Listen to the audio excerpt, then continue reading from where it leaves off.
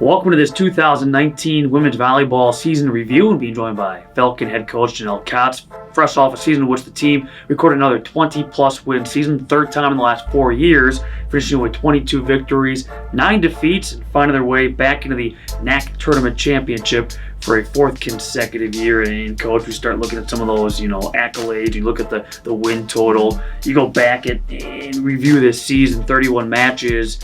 What comes to mind? How would you kind of summarize the way this season played out?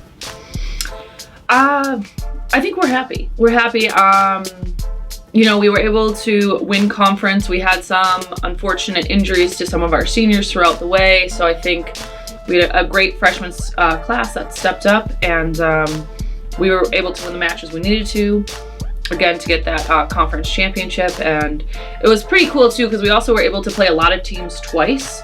And the second time we were able to face these teams, we were either able to play them more competitively with getting a set or winning. For example, like the Stevens Point game, we lost in 5 the first time we played them, and then we played them here and we were able to kind of really pound on them in 3, and that was exciting to see the progression throughout the season. And obviously, the schedule is what it is, but how challenging was it, especially early on, where it seemed like, this team, a bunch of road warriors. Yeah. It seemed like you guys were on the bus all the time.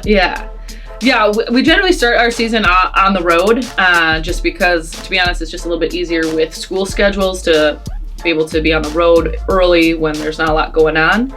But yeah, I think they enjoyed it. I think we played hard. We played a lot of top schools within our region, which I think helped us to get in those regional rankings.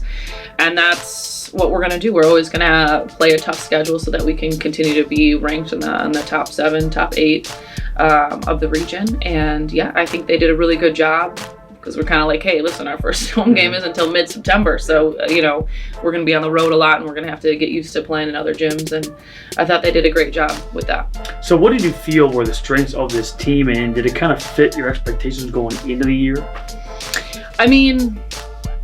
I felt like we had a lot of strengths. We had 6 seniors, so that was awesome. Great leadership.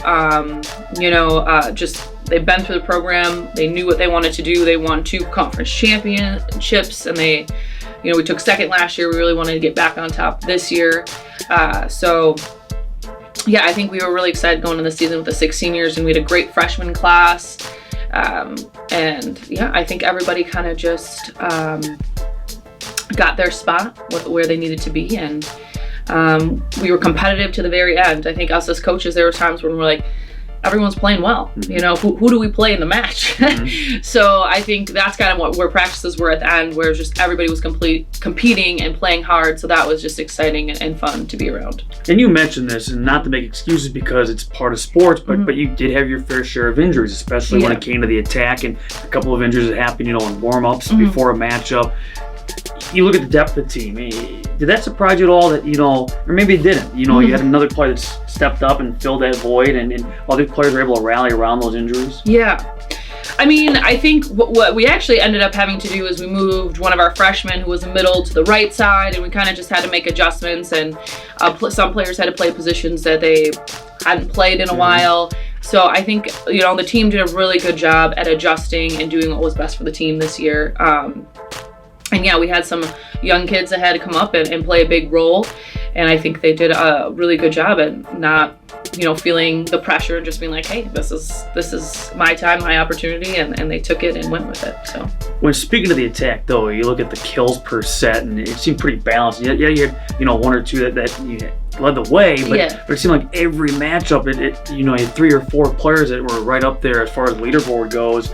Did you expect that kind of, balance? Were you expecting maybe a couple of players to step up and be that go-to hitter? Yeah, I think, clearly our outsides are going to get a lot of balls, especially when we're out of system and that type of stuff. But we really wanted to make sure to have that well-balanced offense, so we could keep, our opponent's defense on their toes. So we had great middles, and that was one thing that we're like, we need to get good passes. We got to get those middles going. And we also had great right side. So I don't think we really had a weakness in terms of attack. So that's where it's like, hey, let's just keep mixing the ball up, keep the defense guessing, and yeah, I think it showed in our stats. So of course, one of the question marks coming into the year was that setter role, and you having to fill that void with graduation. And Mackenzie Verts, Sierra Lee, and Christina Stinson, we look at stats, they were leaders when it came to the assist category. What growth did you see in that position this season? Yeah, I mean, so we had Christina's been with us for a while, so she battled actually an injury in spring, so she was coming back from that. She actually studied abroad in Australia, so we were working with her that way. And then Sierra and Mac, Sierra's a freshman and Mac's a sophomore. She played reserve last year, kind of came up to varsity this year. So I think I'm the setters coach, I teach them. So we were in practice every day, working hard, working on things that that we thought would be beneficial. And the big thing for us was tempo. How can we keep a fast tempo ball to beat that block on the other team, to get one-on-ones for our hitters and to set them up for success? And that was what we really focused on throughout the season, is like keeping it tempo no matter what. What are your thoughts on the 3 all-conference performers too? Megan Mayer, our first team all-conference honoree, certainly up there when it came to kills and service aces. You had Kendall Stribling when it came to blocks, first team all-conference honoree, and then all-conference honorable mention, big when it came to the defensive side, being Ariana Richmond in the digs.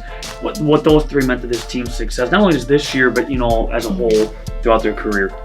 Yeah, I mean, like I said, we had a great senior class. Megan was our all-around outside hitter, and definitely somebody that, if they're scouting us, that was one of our players they wanted to shut down. So she did a great job for us in the back row and the front row. I think I don't feel like there was necessarily a weakness in her play, and so that was awesome. And Kendall, she was just a big offensive threat. When we could get her the ball and a good pass, like, she knew where to go. She could find that court. So that was a big thing for us, is to find her on offense. And then, Ari back there on defense, she really stepped it up this year with her role as a libero for the 2nd year in a row, and just getting excited, getting intense, just leading that backcourt area when it comes to service, even defense. I think all of them did a great job in their positions. So. You mentioned the senior class. Again, you graduate a big and very talented senior class. So what's the future looking like, and what's the off-season focus then for those that are coming back? So I think, we're going to miss our seniors. Like, they did a great job. This was a great group, just being disciplined, committed.